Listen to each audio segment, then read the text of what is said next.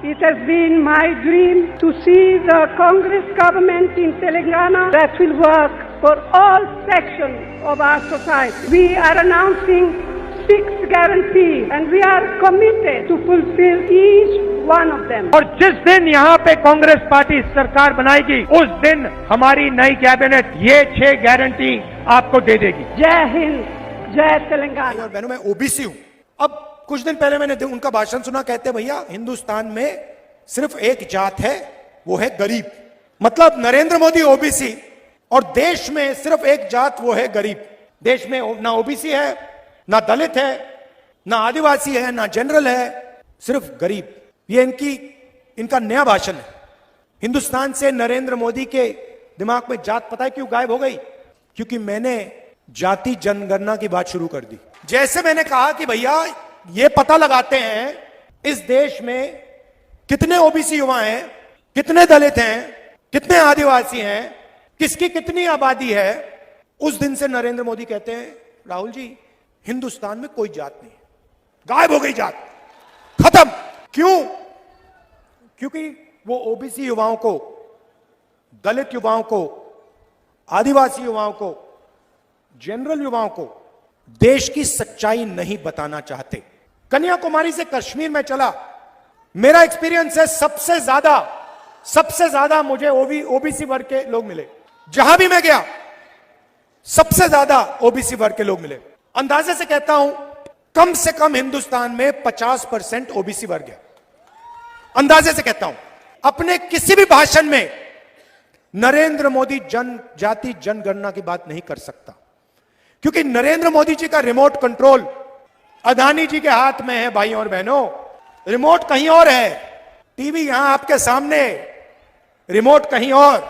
सच्चाई तो जैसे ही मध्य प्रदेश की सरकार आएगी, हमारा पहला कदम जाति जनगणना सर्वे मध्य प्रदेश में, और जैसे ही हमारी सरकार दिल्ली में आएगी, नेशनल जाति जनगणना कांग्रेस पार्टी करके दे देगी। अब मैं सुन रही थी मोदी जी का भाषण, तो मैंने सोचा विकास की बातें करेंगे, ये बताएंगे कि घोषणाएं जो इन्होंने की हैं, कौन से प्रदेश में इन्होंने इस तरह की नीतियां लागू की हैं जो अभी चल रही हैं, पता तो चले जनता को कि अगर कुछ कह रहे हैं तो उसका आधार क्या है।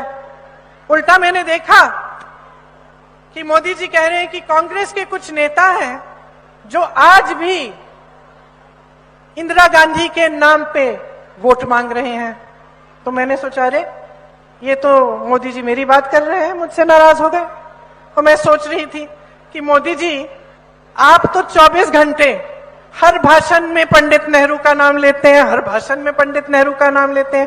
1-2 बार मैंने भी सोचा कि मैं इंदिरा जी का नाम ले लूं, तो इसमें कौन सी बुराई हो गई। आगे सुना मैंने भाषण उनका, आगे कहने लगे कि इन कांग्रेसियों का खून खराब है। तो मैंने सोचा कि भाई ये मोदी जी ने पैथ लैब्स कब से खोल दी कि खून का टेस्टिंग कर रहे हैं। अगली बार बुखार चढ़ेगा तो मैं मोदी जी के पास भेज देती हूं।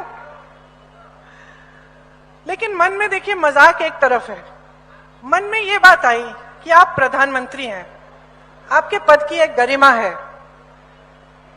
अगर किसी का दायित्व है कि सार्वजनिक जीवन में जो चर्चा परिचर्चा का स्तर है उसे ऊंचा रखना है, तो ये प्रधानमंत्री का ही दायित्व होता है, बड़े बड़े नेताओं का होता है। कि चुनाव का समय है, जनता को इससे कोई मतलब नहीं है कि हमारे खून में क्या है क्या नहीं है, वो टेस्ट रिजल्ट बता देगा हमारा। जनता को मतलब है अपनी समस्याओं से। आज सबसे बड़ी समस्याएं क्या है? महंगाई है, बेरोजगारी है, शिक्षा की सुविधाएं, स्वास्थ्य की सुविधाएं।